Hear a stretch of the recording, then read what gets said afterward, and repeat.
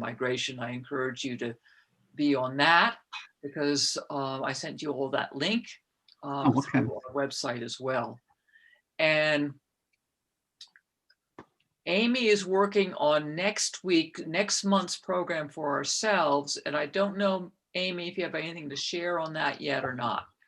Yeah, I'm still working on it. So we're hoping to find somebody from the University of Wyoming, specifically from the Rocky Mountain Herbarium, and talk about the amazing plant collection that is housed there. And so I talked to a few people. I don't know if they can give a program in February, but keep our fingers crossed, and we'll let you know via email. Okay. And then in March, we're going to have Eric Kramer talk about the restoration efforts in the Grand Teton National Park. So that should be a really fascinating one as well. And so we're getting ourselves going, and the geologists of Jackson Hole have some really relevant programs coming up as well. Their next one, which is actually this next Tuesday, the Bird Club is after that one, is going to be on stargazing here in Jackson Hole. So that should be phenomenal, and it'll be live program. And so try to tune in on that one. And then they have another one, and they would leapfrog over our programs on some of the thermal features and the consortium of scientists that are trying to figure out all the amazing boiling and troubling up there in Yellowstone over the hot spot. So again, it's really, start thinking of Tuesday nights as being nature nights and tuning in whenever you can. So without any further ado, I, number one, want to thank the Teton County Library for co-sponsoring this and making this feasible for us to do this. And Leah Schlechter, I think I've said her name right, I always get it wrong, has been wonderful to give up her evening to be our tech support and host in this endeavor.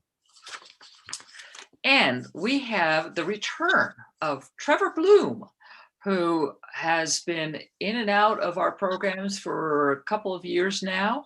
He's been working on this project on the base of Blacktail Butte to watch the changes in the phenology of the plants and which ones are coming up when. And he's going to report on that.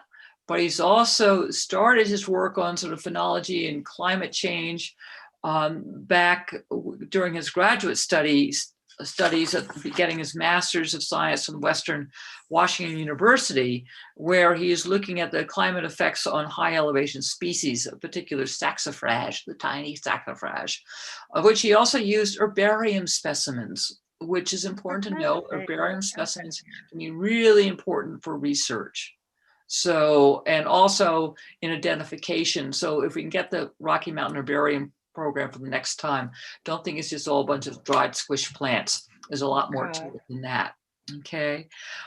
So Trevor is a native son. He grew up here in Jackson, Wyoming. He has been coming up through the ranks in different jobs, and he is currently the community ecologist for the Nature Conservancy, their Wyoming chapter. And he's also a research associate for the Northern Rockies Conservation Cooperative. And the Northern Rockies Conservation Cooperative is a great spot where independent scientists can get grants and do their work under the auspices of another organization, which again is based right here in Jackson. The other thing is that Trevor really likes to rock climb.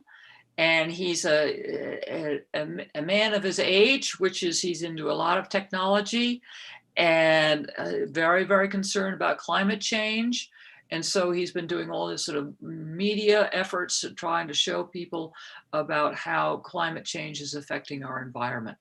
So he's a man of many, many abilities. One is also in explaining what he is doing and making it clear and interesting to everybody. So with that, I will launch this to Trevor Bloom. Great, thanks Frances so much. I really appreciate it. It's great to be back here at Teton Plants. Although it's virtual, in some ways that's great because we've got a lot of people in this room from all over. So I'm gonna go ahead and share my screen here and So I no longer see everybody's faces, but hopefully everybody can see my screen. And then I do have the chat up. So hopefully we don't have too much where we need to use the chat. But if you want to ask some questions, feel free, and we'll be monitoring that at the end. And then there will be one or two places where I will actually ask actively for you guys to put some things in the chat, some names of some plants. I'm going to ask some trivia. So Amy, I do see your face up. Can you see my screen? Is it sharing? Can you give me a thumbs up if the screen is sharing? Okay, perfect. Great. So without further ado, thanks again, Francis and Amy and the library for hosting this. Many of you have probably seen a version of this talk that I've given at Teton Plants before, but there's going to be some updates in there that you likely haven't seen before. So hopefully it's entertaining for everybody. So without further ado, Retracing History reveals ecological shifts in the greater Yellowstone. And I'd like to thank my co-authors, Corinna Reginos with the Nature Conservancy and Donald O'Leary, who's now with Neon down in Boulder. So just to mention too, I'm hearing some background noise. So if you're not on mute, just put yourself on mute because everybody can hear it. So what to expect in the next 45 minutes or so. I'll introduce myself. We're going to talk about the big picture. Then we're going to zoom into the greater Yellowstone. I'll share some videos. And at the end of this, if I remember, I'll try to put the links to the videos so you can watch them at home as well. We're going to hone in on the research. And then we're going to talk about some different ways you can get involved. I think some of you have been involved as a citizen scientist with me before. And there's going to be actually quite a bit of opportunities this summer to get involved and get out in the field, which I'll share with you. And then we'll have time for questions in the end. Both feel free to chime in, unmute yourself, or also in the chat. We'll monitor the questions. So my passion for science really came from growing up here in Jackson. I grew up here and just always loved going outdoors. My uncle and aunt both worked for Teton Science Schools, and my dad was a physicist. He's a physics lab here in Jackson called Alsa's Technology. So I always grew up in a laboratory, but I loved being outside. And so that's how I found my love for biology, which first led me into arachnology, where I discovered 2 new species of blind spiders in a cave in the Caribbean. And actually last summer, it looks like I might have discovered a new species of blind spider in Stinkpot Cave down in Hoback. So I'm still collecting spiders in caves, but it's at a lab in Harvard right now being analyzed. So now I'm lucky to work for the Nature Conservancy, which is the world's largest environmental organization. They're in 72 countries. They have chapters in all 50 states. And the local chapters kind of act like independent branches. So I work for the Wyoming chapter. And what makes the Nature Conservancy really an important organization is they employ a lot of scientists. They're actually one of the #1 employers of scientists in the world, and they make science-based decisions. They're also a big land management agency. They own these preserves all over the world, including many in Wyoming, like the Hart Mountain Preserve, as well as monitor easements, which is a little bit different than owning these preserves. The other organization I'm representing today is Northern Rockies Conservation Cooperative, or NRCC, which is right here in Jackson, but they have research associates all over the world. And hopefully when this whole COVID thing ends, you can come visit our office right in downtown Jackson, above Snake River Anglers. I've always found there's great importance to have this balance between science and outreach. My dad was always a scientist and a physicist, but he always had trouble communicating that science with other people. He was just so dang smart.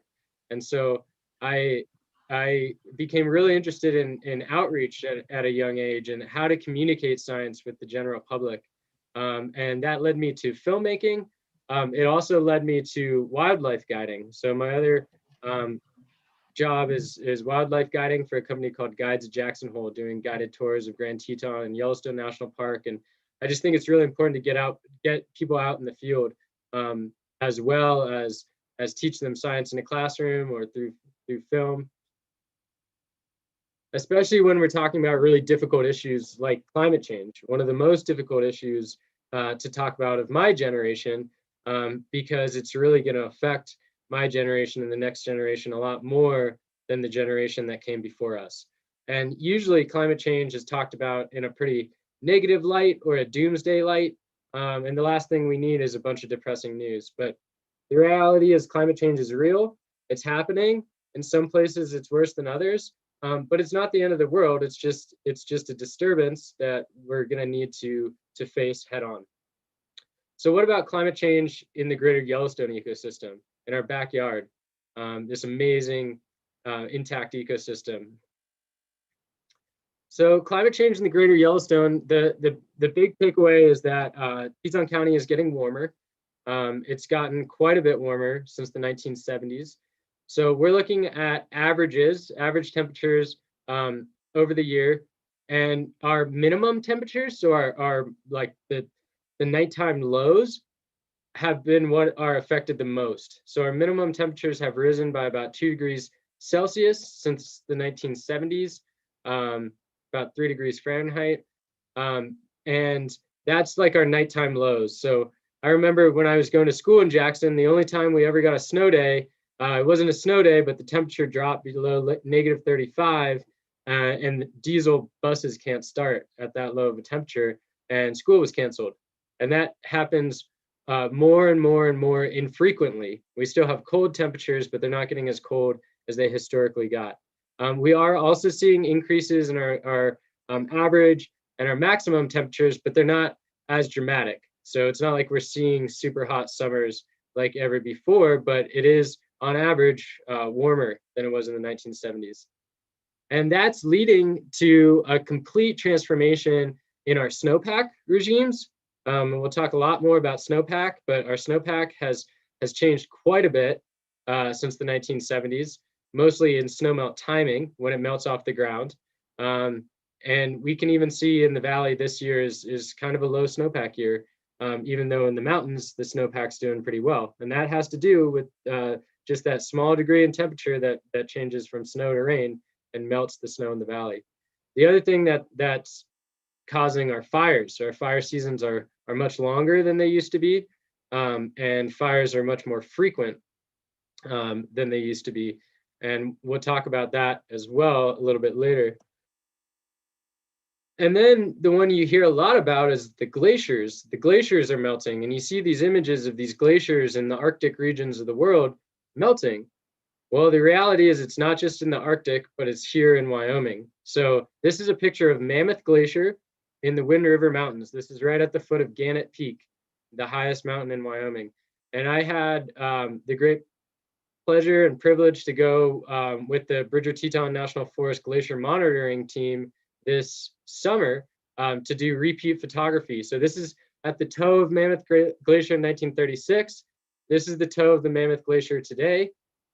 So it has receded by about 25% since 1936, or about 610 meters. So I'll just show that again.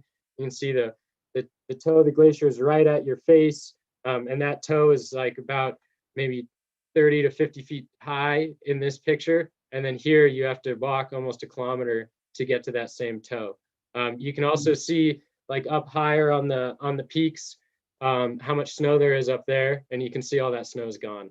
So the glaciers are really melting, and this is important because this is the headwater of the Green River, which is the headwater of the Colorado River. So if we're losing snow up there, what does that mean for the rest of the greater Yellowstone ecosystem in the west?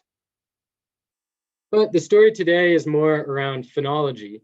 And phenology is a phenomenon, same root word, on the seasonal timing of ecological events, or the seasonal timing of phenomena. So things like when birds migrate, when insects hatch, when bears go into hibernation, when bears come out of hibernation. Those are all examples of phenology. And phenology is shifting as the climate warms. As the climate warms, animals are changing their behavior, plants are changing their behavior, because many of them are linked to climactic cues. When it's warm, this is what I do. Well, other animals and plants are linked to day length or photo period, so the length of the day. So, for example, a broad-tailed hummingbird down in Mexico knows it's time to migrate north as the days get longer. And so what can happen is you get these phenological mismatches where one event happens earlier because it's warmer, and the other event happens at the same time because it was based on the length of the day, which hasn't changed. And so we're getting these mismatches between pollinators and their nectar availability, or even sometimes changes in bear behavior.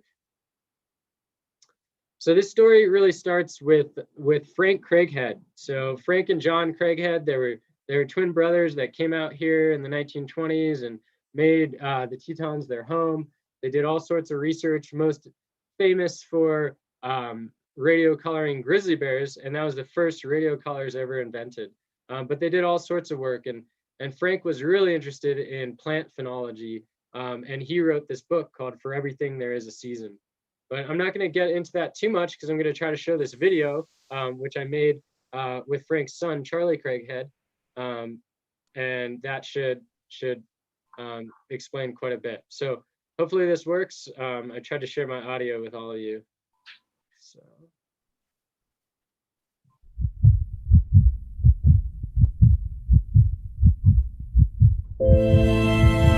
Wyoming's 4 distinct seasons, a natural clock set by Earth's rotation and the tilt of its axis. It's driven the cycles of all life since before the dawn of humanity. The vernal equinox.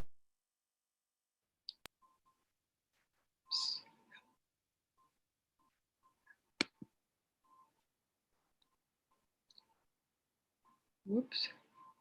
I think, are you seeing my screen? I think someone else shared their screen. You're back on the screen. Now, how about now? Now can you? Oops. I can see you on the side screen. Yeah, I think that may have been going back. I think someone clicked share screen. So let's go back to here.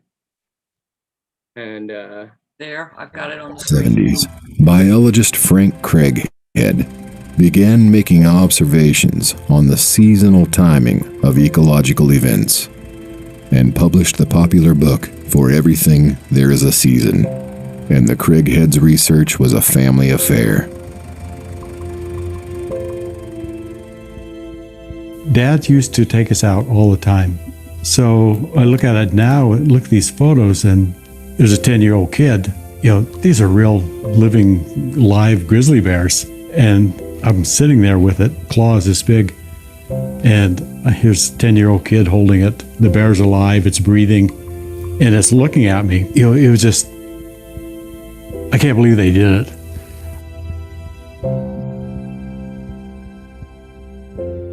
"40 years later, Trevor Bloom is retracing the footsteps of Frank Craighead. Do you think he was aware of climate change at that point? He knew it was coming. I don't think he knew that it was already here, but it's definitely here. And the results are startling. Pretty crazy to think about that in just 45 years, the onset of spring is 2 to 3 weeks earlier now than observed by your father. I mean, that's not that long. And it happened fast. The glaciers are disappearing. You know, the different layers, the ice and the hoarfrost and the snowpack itself. He wasn't just looking at temperatures. He was out in the field looking at when the flowers bloomed and when the ground squirrels came up. The red-tailed hawks would come back. Snow already gone. The ground squirrels were harder to find. You know, the bears, you see them digging up ground squirrels. I think it all kind of starts with snow, right? We're getting snow coming later, so they're going into hibernation later, and then they're coming out earlier. The foxes and coyotes can't get to the mice. We had one summer not too long ago when there were no insects. There was nothing to eat. I just didn't see the swallows. I didn't see the bluebirds. You know, there are just so many cascading effects of the temperature changes. The rivers and the water. Temperatures different. Water started getting affect the river trout. kill the trees. I just didn't see the effect of the drought. Snow coming later. This age-old clock is off. Yellowstone has always been thought of as a refuge for wildlife. So if it's happening here, what does that mean for the rest of the world? One reason we should all be concerned is that Wyoming is a headwater state. 2/3 of the country rely on melted snow from the greater Yellowstone. From farmers in California to Nebraska to Idaho, all depend on this water. Spring is coming to a close, and the solstice marks the beginning of a new phase. Summer. The clock is ticking.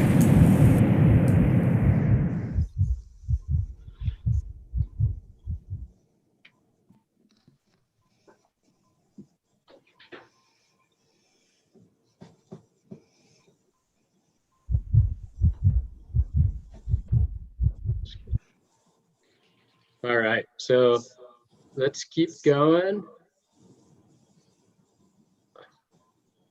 Just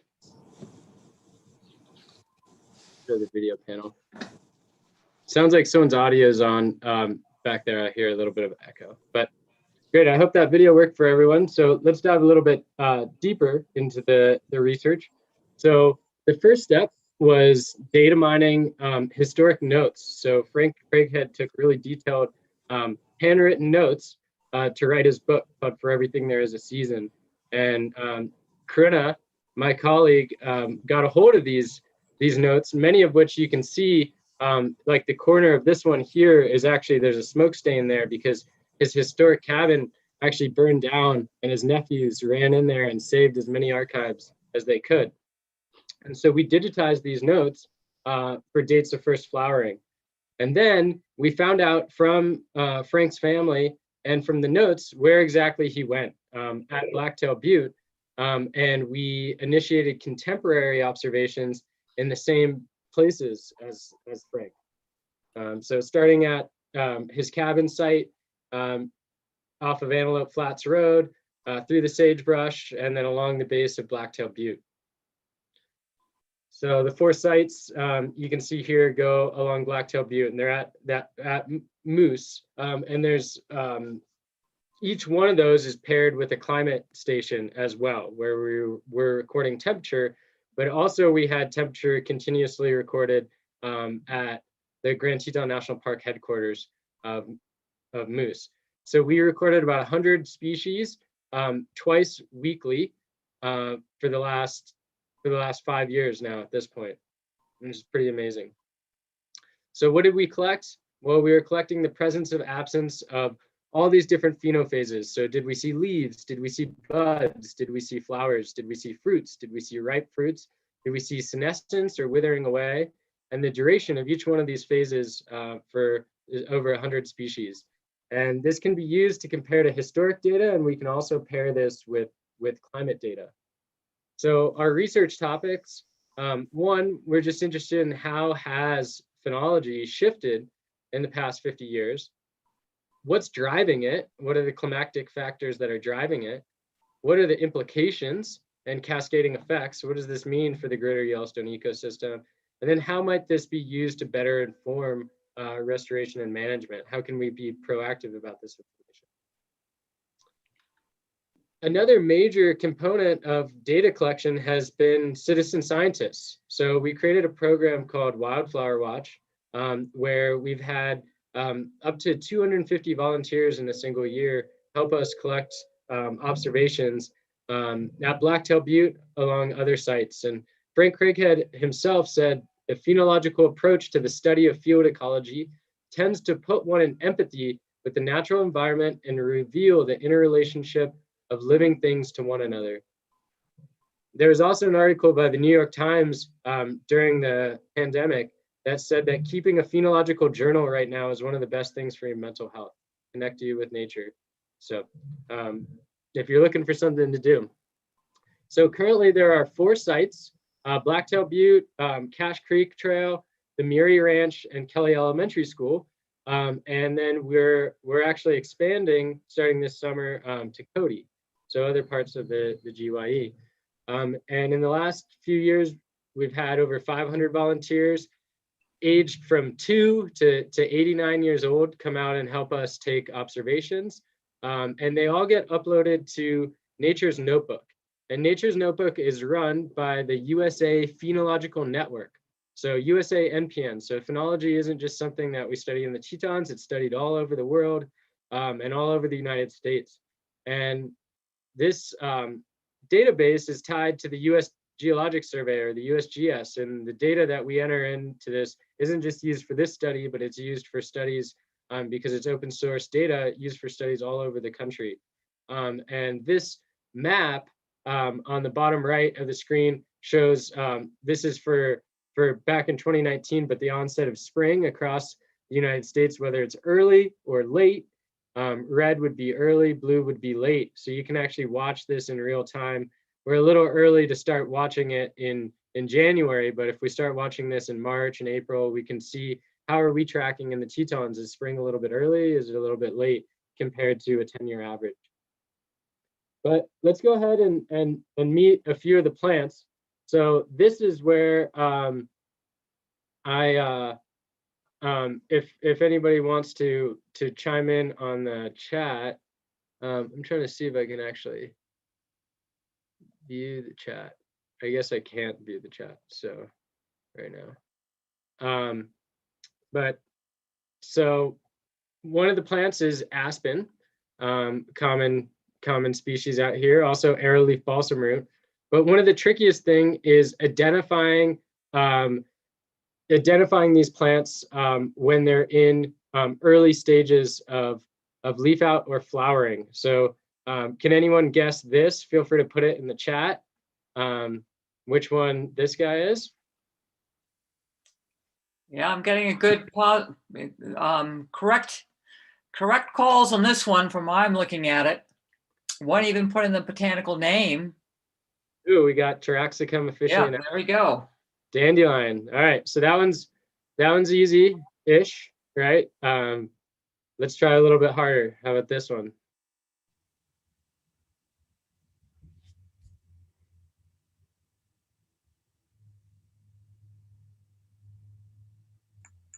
This is coming up a little slower.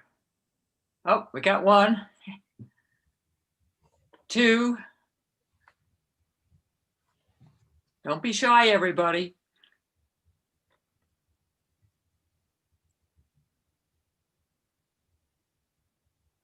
No, they're coming along. All right, well, this one's yarrow. So Achillea millefolium, or the 1,000 leaves of Achilles. All right, how about this one?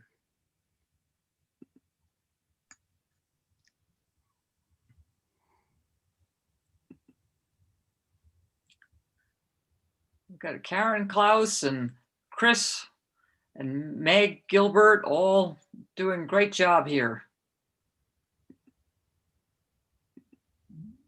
All right, so this one's sticky geranium, which also helps to see it in person because you can rub the leaves and feel that they're sticky. Or I always thought it was stinky geranium because it's pretty stinky. How about this one? Everybody, most people should get this one if you're from Wyoming.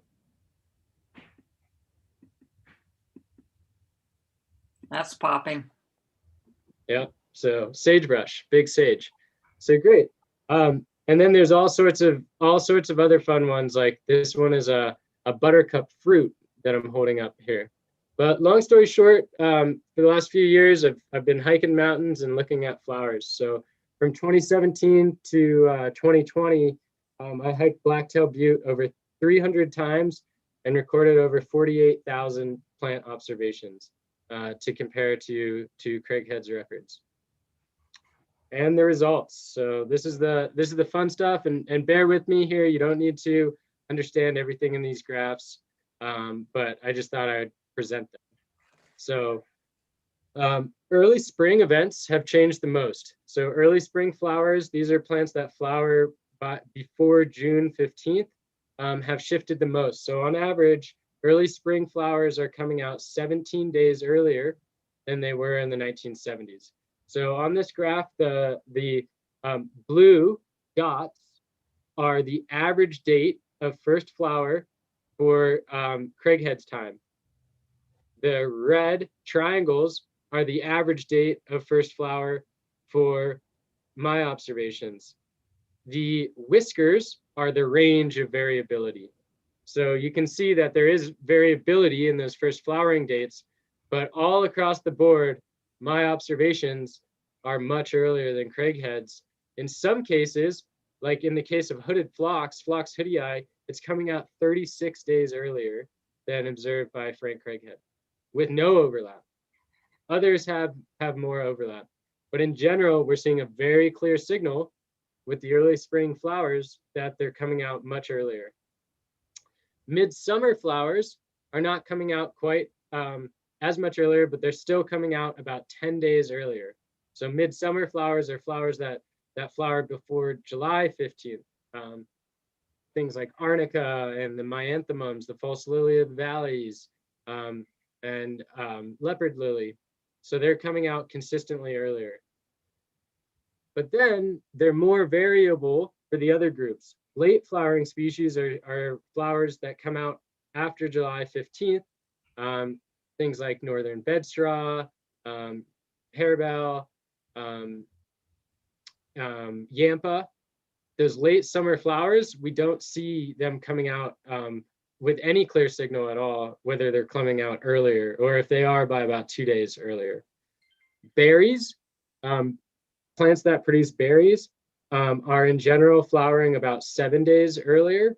And then non-native plants, which we'll talk about a little bit, some of the implications, they're all very clearly coming out earlier by about 2 weeks. And the only reason there's 3 non-natives on that list is because there's only 3 non-natives back in the 1970s to compare to. In contemporary time, I have a lot more data on non-native species.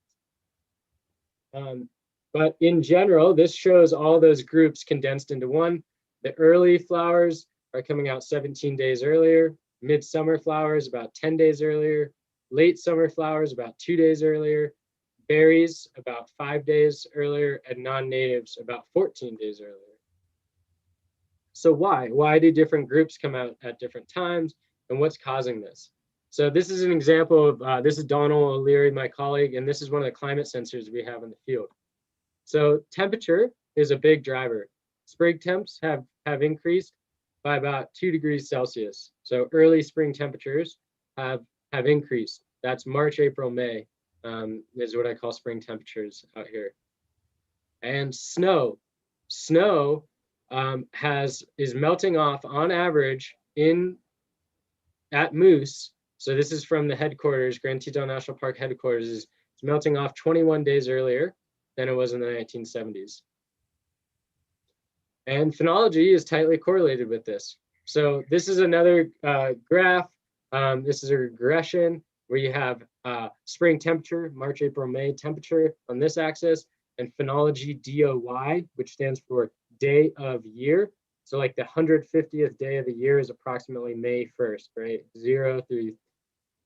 Day 1 through 365. January 1st would be day 1. And so what you see is as the temperature increases, the phenology day of year decreases or gets earlier. And the observations that are hollow are my observations. The observations that are filled in are Craighead's observations. So you can see my observations are of earlier flowering because the spring temperatures are warmer, or it's directly correlated with that. So this is arrowleaf balsamroot, which is flowering approximately 19.7 days earlier now than in the 1970s, 20 days earlier than observed by Craighead in the exact same locations. Different groups are driven by different variables. So the early spring flowers like shooting star or prairie star lithophragma are tightly correlated with spring temperature and snowmelt timing. Snowmelt timing is also a very clear signal here that as the snow melts earlier, as does plants come out earlier. So they're opportunistic. As soon as the snow melts, the plants come up. Late summer flowers are showing more of a relationship with a variable called growing degree days, which is a little more complicated to explain, but it's essentially the accumulation of warmth over the entire growing season.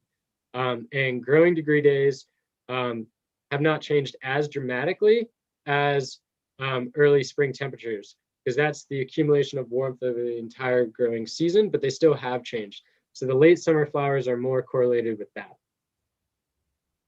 So here's a few examples. Yellow bells, Fritillaria pudica, a really beautiful flower that's also an important food for grizzly bears coming out of hibernation, tightly correlated with average spring temperature, and now it's coming out about 18 days earlier than in the 1970s. But not all plants are showing this relationship. For example, chokecherry. This is the graph of chokecherry up here. Chokecherry is not flowering any earlier than it was in the 1970s, and it's not showing any clear pattern with average spring temperature. Serviceberry, which is also a perennial shrub that produces berries that lives approximately the same age as chokecherry, is very tightly correlated with average spring temperature and is coming out about 2 weeks earlier. So what's interesting is that back in the 1970s, chokecherry and serviceberry flowered approximately at the same time and produced fruits at approximately the same time. Now, when chokecherry is producing flowers, serviceberry is already producing fruits because it flowers so much earlier now. So again, going back to the results summary, the spring flowers are coming out 17 days earlier, midsummer flowers about 10 days earlier, late summer flowers, not much change at all, or 2 days. Berries about a week earlier, and the non-natives are coming out about 15 days earlier. So some continued work on that, and we'll get into why that's important. Also, every single year except for 2020, we've been doing pollinator collections along with this. So the timing of pollinator emergence in collaboration with Michael Dillon of University of Wyoming.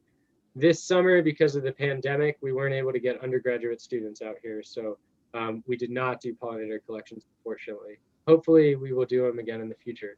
But what we're looking at is, are there mismatches with the emergence of these pollinators and the timing of flowering?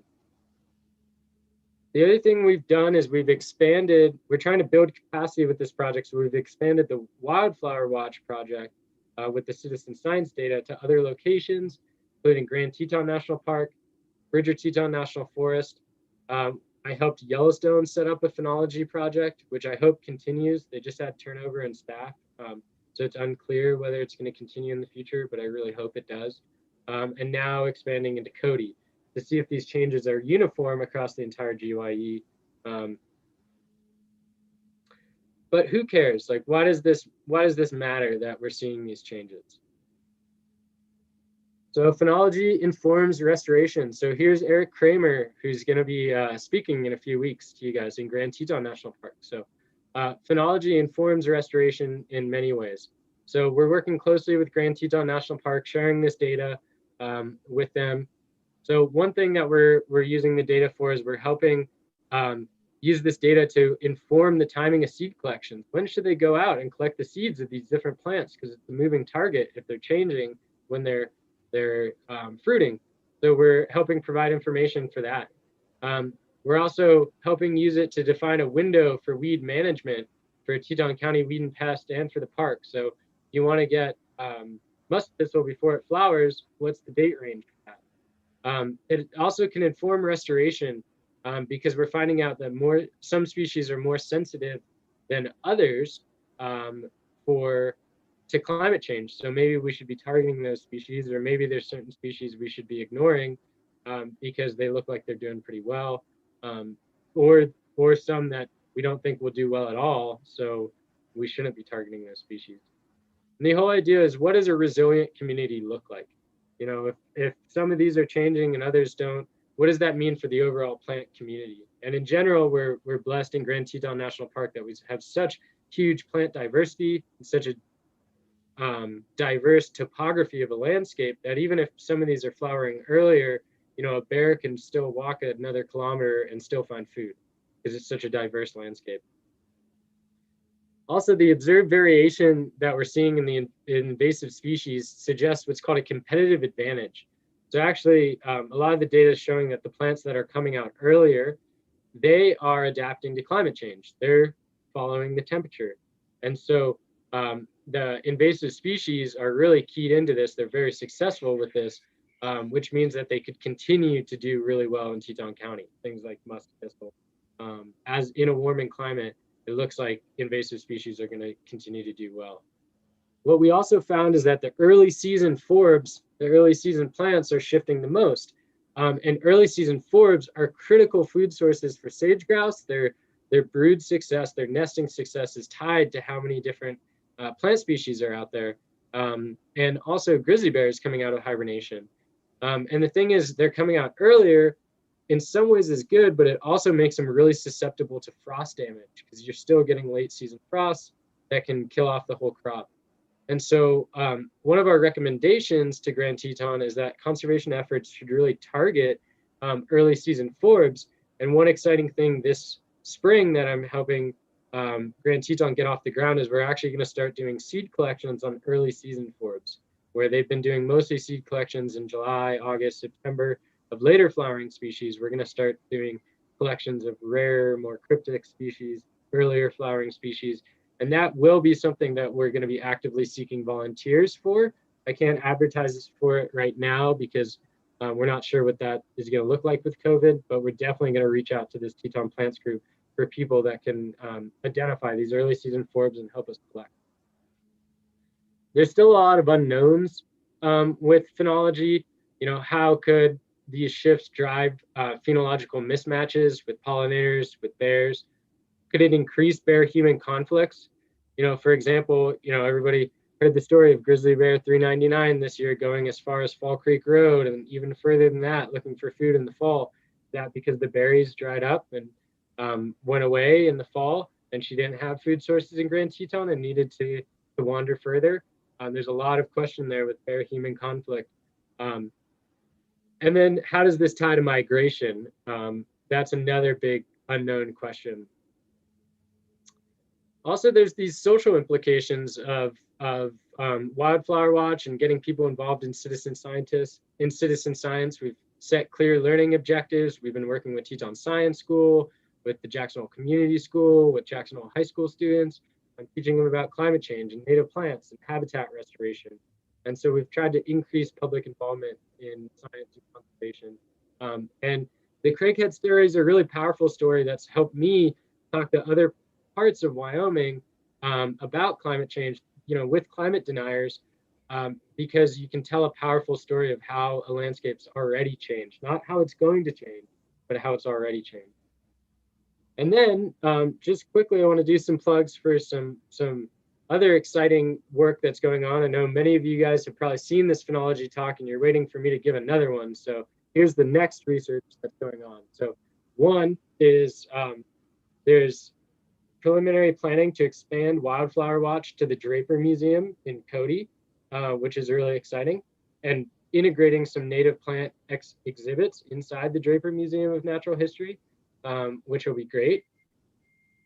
And then I want all you guys to go out in the spring to the National Museum of Wildlife Art, where we created the Greater Yellowstone Botanical Trail this summer. So with partners, with Teton Botanical Garden, the Teton Conservation District, the Jacksonville Land Trust, and the National Museum of Wildlife Art, we were able to get funding to create interpretive signs at the National Museum of Wildlife Art and plant about 30 species of native plants all along the grounds. And we've separated the grounds into different ecosystem types, from wildflower meadow to aspen groves to sagebrush steppe.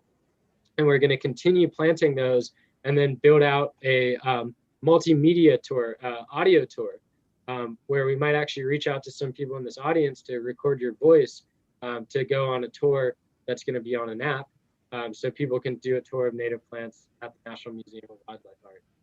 And then if you look at the hillside behind the National Museum of Wildlife Art, where this sign describes the museum fire, in 2019, the museum fire presented us a really unique opportunity to study post-fire restoration in Teton County. And one of the big unknowns is what's going to happen with cheatgrass. So cheatgrass is this invasive annual grass that is invading Teton County. It's already invaded most of Wyoming, and there's other states like Oregon and Washington where cheatgrass and Idaho is almost uncontrollable. And the reason it's called cheatgrass is because it grows really early in the growing season, out-competing all the other native grasses. The ranchers actually call it cheatgrass because it also outcompetes the grasses they're trying to grow for forage for their cows. And then it dries up really early. And so what happens is you get fires, increased fire frequency and intensity, because it creates a really fine fuel. And that's the reason that the museum fire happened, the Swinging Bridge fire happened, the Saddle Butte fire happened, and we're just going to get more and more of these fires on these east-facing hillsides, the more cheatgrass we get. The Teton County Weed and Pest is really proactive, along with Jackson Hole Weed Management Association. And last year, they actually sprayed 10,000 acres with a pre-emergent herbicide called Esplanade from a helicopter. Anywhere that's in this beige was sprayed. Some of you might have seen that helicopter fly around. But the thing with that pre-emergent herbicide is it also prevents emergence of other things beyond cheatgrass. So if you have an existing perennial community there, it works really well. But what happens if you spray it on a burn scar where everything was killed back already? So this is the burn scar perimeter of the museum fire, and everything in red was sprayed with Esplanade, that pre-emergent, and everything in green we asked them, hey, please don't spray here. Let's study what happens naturally on the fire. So then we monitored this area and we categorized existing cheatgrass cover as low, moderate, or high. And we created these large plots. They're 90 by 144 feet. Within those plots, we had Teton County Weed and Pest spray different herbicides: Esplanade, which is the new one, also known as Rejuvra, Amazopic, which has been around for a while, and then Untreated we didn't spray it, it was just burned. And then we did 2 replicates in each of high, moderate, and low. It was all done with a drone in exact concentration. So here's the drone flight path you can see here. And here's a picture of the drone to apply the herbicide treatments on the museum hillside. So this is now a big study plot. So now next year, this is also something we'll be seeking volunteer help for, is within each one of those plots, we're gonna put different reseeding treatments. So we're gonna not reseed it, just see what happens coming back naturally. We're gonna reseed it with conventional cultivars, which basically means the cheapest, most easily available seeds that you can get on the market. And then we're also gonna try a seed mix too, trying to get the best local genetics possible, whether we can get some seeds from Grand Teton National Park grow out, some hand collections from Seeds of Success. But there's a lot of evidence that shows if you collect seeds closer to home, they do a lot better, but they're also way more expensive. So we're trying to grow, part of what Francis is doing as well is grow this native plants program conservation district. So we're trying to test whether planting native cultivars, native genetics will do better than planting, genetics you get on the commercial market. So I know that was a lot of information, and I want to kind of end here with what you can do. So one is just to continue to protect biodiversity in the land that supports it. Continue to support habitat connectivity, things like wildlife crossings, national parks, public lands. Having wild spaces in your own backyard is supporting habitat connectivity. Speak up about native plants, speak up about climate change, speak up if you see your neighbors planting non-native plants in their garden when they could be planting native plants, because a lot of those can turn into invasive species. Vote with your ballot and vote with your wallet. Support native seed industries by buying native plants. Spend a little bit more money at Porcupine Nursery and buy the native plants rather than the non-native ones. Support work by the Nature Conservancy and Northern Rockies Conservation Cooperative. And the big one that I want to invite you all to is become a citizen scientist. Volunteer with me this summer, either through Wildflower Watch or our work at the museum or our work out in the national park. There's going to be a lot of opportunities, and I'll send them through Francis to get to you. One other opportunity to get involved is a program called Zooniverse, or Neighbors to Nature, where we're sorting through game camera images in the Bridger Teton National Forest. And I'll send some information on that as well. But my phone is needs to mute here. We've got some background. But anyways, with that, I want to thank all my amazing collaborators, Francis and Amy, for having me. Geneva Chong, Donald O'Leary, Corinna, Teton Science School, the National Park, the National Forest, Teton Botanical Garden, the library, the Nature Conservancy. Everyone has supported me this entire way, and it's a group effort. I couldn't have done any of this myself. So with that, I really appreciate everybody's time, and thanks for giving me your Tuesday evening. Please feel free to email me, trevor.bloom@tnc.org, to get on our mailing list, to find out more about these opportunities. And like I said, I'll keep sending them through Francis. So with that, I'd love to take questions. So feel free to unmute yourself and try to ask a question, or Francis will be monitoring the chat as well and will let me know. Also, you can raise your hand with the reactions keypad at the bottom. So thank you. Thank you, Trevor. That was terrific. Yippee, yippee, yippee.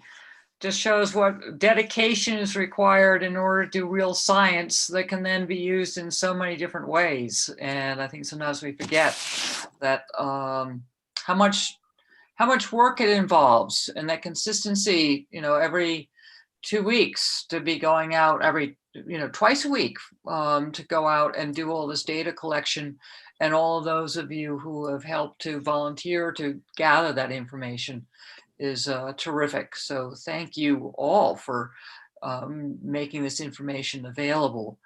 And so now what I'm going to try to do, unfortunately, Leah's computer went a little kerflooey, but what I encourage you all now is to go from your view and go to a little bit of gallery view if you're willing to. And then I can start seeing people's faces. I will show my face even. Oh my gosh. And I will look for, it's a little hard with so many people on. We had over 75 viewers, which was terrific and really terrific. We're all creeping up to that 100, hey?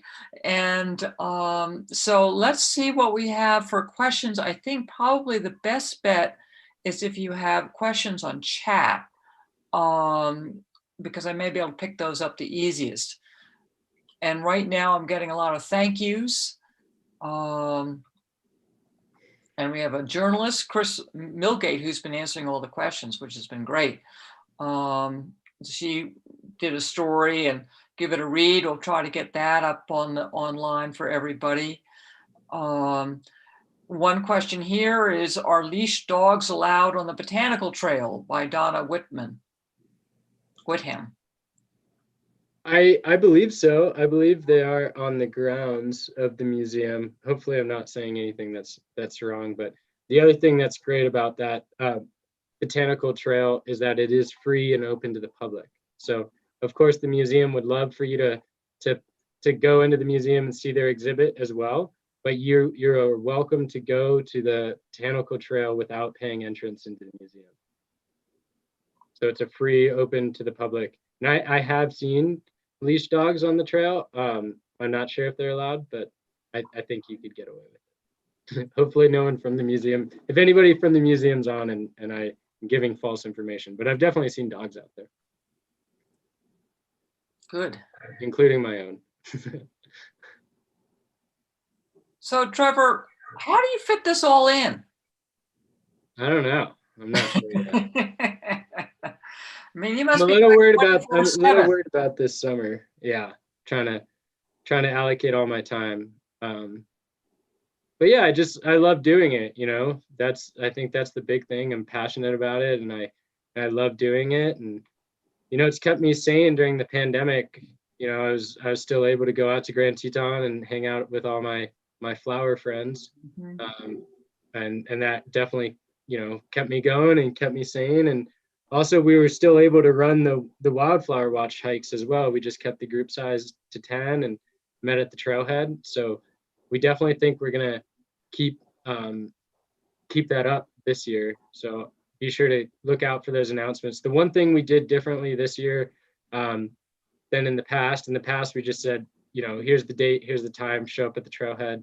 Now we are asking people to sign up so that we can keep the group size at 10. So just, if you're interested, reach out to me and I'll get you on the list. I did get a question from Karen.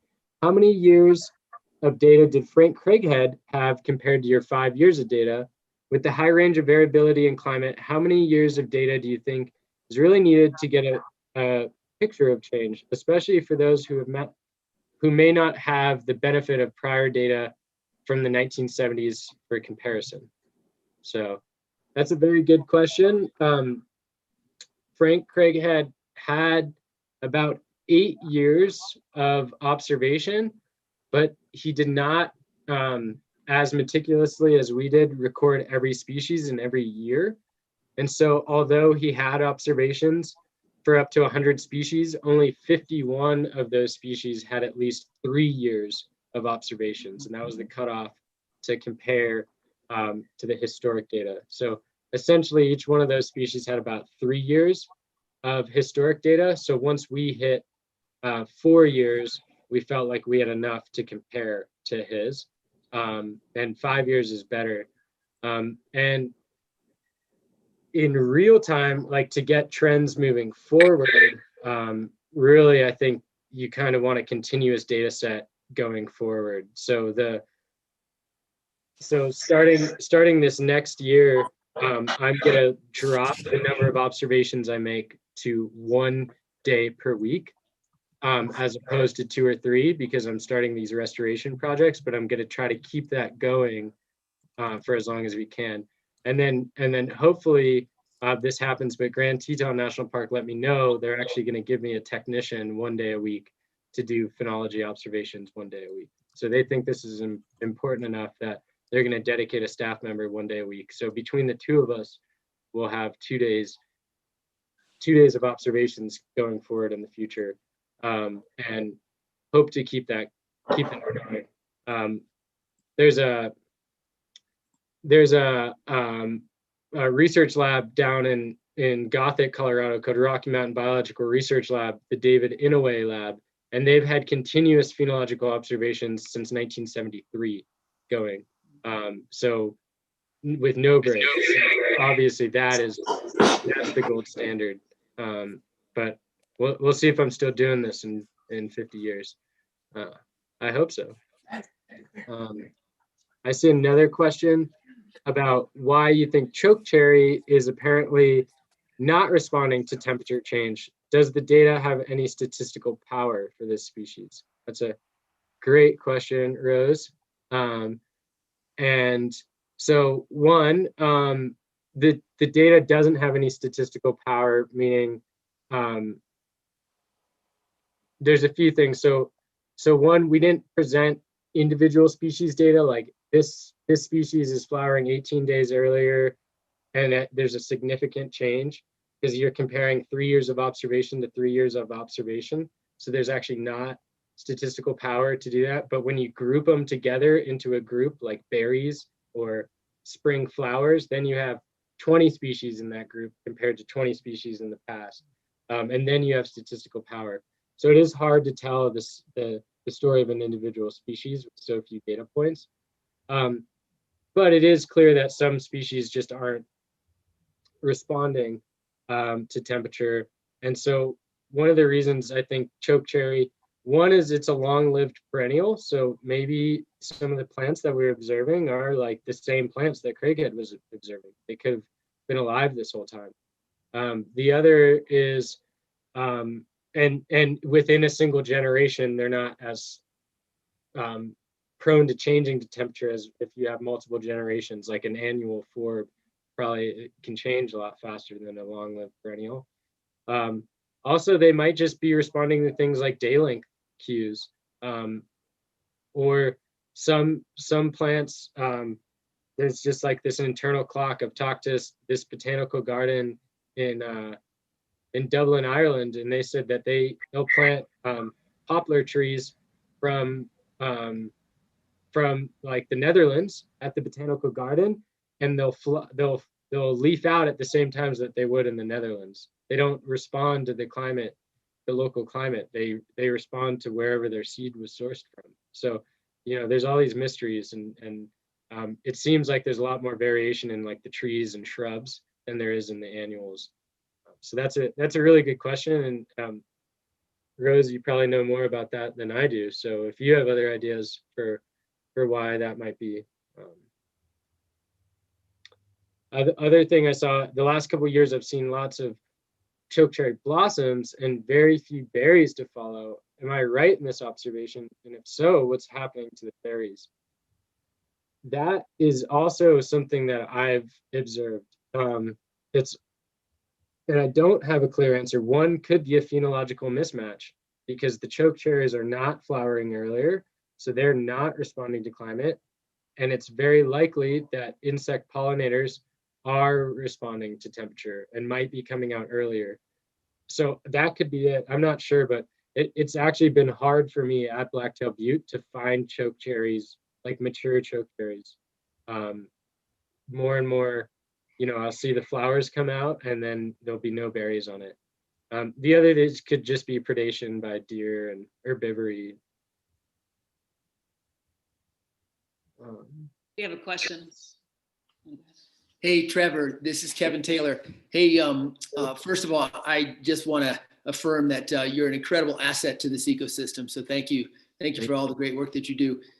Hey, folks that wander on Blacktail Butte, like I do, you know, definitely see those weather stations that you have set up there. Have you had and you and I have talked about it a little bit, but have you had a chance to analyze some of the data of those weather stations and been able to sort of do any synthesis on that yet?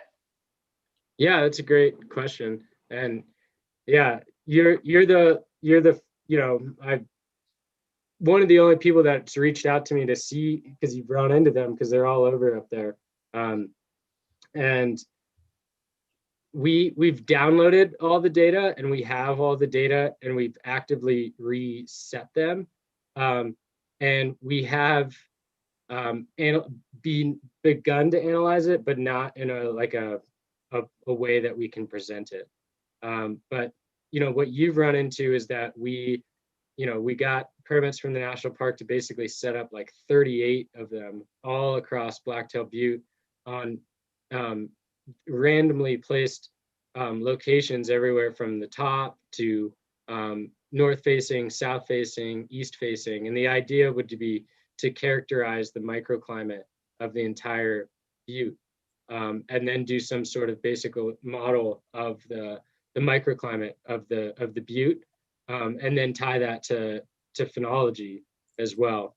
Because the idea is that if you have a more topographic diverse landscape like that, it's more resilient to climate change because things could be flowering earlier on one side, but maybe even flowering later on a north facing slope. And so that's kind of the whole intention behind it. But we have all that data. Those have only been up for 2 years. So I went around this last year and reset all of them and offloaded all the data, but we don't have any like shiny, clean results to share yet. But as soon as we do, I'm happy to share them with you. Or also, if you think of a good project for a graduate student at Teton Science School, if they want to look at it, I'm happy to share all that information as well. Yeah, We really need more graduate students. Yeah. Do more of this great sort of research. I'm gonna, unless there's any other key question right now, I was thinking we could wrap up with a great thank you again from Trevor, which unfortunately, you know, we could all unmute and clap and really confound everything. And I see lots of waves goodbye. I think this has been terrific. And thank you so much. And again, sorry I can't take you out to dinner. Talk more. And Leah, thank you for hosting us once again. And we will keep you all informed of future Nature Night programs through your being on our email. So thank you, gang.